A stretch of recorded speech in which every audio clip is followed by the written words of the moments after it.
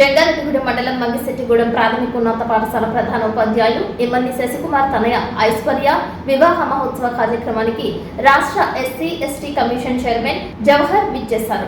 నూతన వధువుకు ఆశీర్వచనం అందజేశారు. ఈ సందర్భంగా వీరంపాలెం బాలత్రిపుర పీఠాధిపతి గరిమెల్ల వెంకటరమణ సిద్ధాంతితో కాసేపు మాట్లాడారు.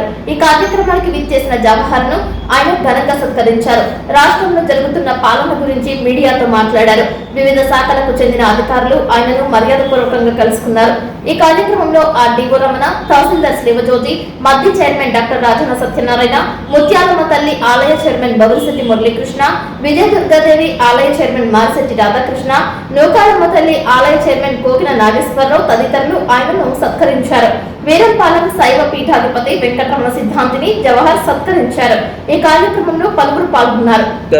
ఈరోజు ప్రత్యేకంగా మిత్రుడు శశి వాళ్ళ ఇంటికి వారి ఆహ్వానం మేరకు వివాహ వేడుకల్లో పాల్గొనడానికి ప్రత్యేకంగా రావడం జరిగింది. వాస్తవంగా రేపటి నుంచి నంద్యాల, కడప పర్యటనలు ఉన్నాయి. ఆ జిల్లాల్లో జరుగుతున్నటువంటి విషయాలు, వాటితో పాటు ఈ రాష్ట్రంలో సమగ్రంగా అభివృద్ధి జరగడం, దాంతోపాటు దానిలో భాగస్వామ్యం అవడం కోసం దళితుల ఆర్థిక అభివృద్ధి, అదేవిధంగా దళితుల యొక్క సంక్షేమాన్ని దృష్టిలో పెట్టుకుని ఎస్సీ కమిషన్ పనిచేస్తూ ఉన్న సందర్భం. అదేవిధంగా వివక్ష లేనటువంటి సమాజ నిర్మాణమే చంద్రబాబు నాయుడు గారి లక్ష్యం. వివక్షత లేకుండా ఈ రాష్ట్రంలో ప్రజలందరూ సమానమే, ఆ భావంతో ముందుకు వెళ్లే విధంగా కూడా కమిషన్ పనిచేయడానికి. ఎందుకంటే గతంలో ఏ కమిషన్ కూడా విస్తృత పర్యటనలు కానీ లేదంటే పనిచేసినటువంటి కమిషన్ కూడా లేని పరిస్థితుల్లో మేము వచ్చిన తర్వాత ప్రత్యేకంగా విస్తృతంగా పర్యటనలు చేస్తా ఉన్నాం.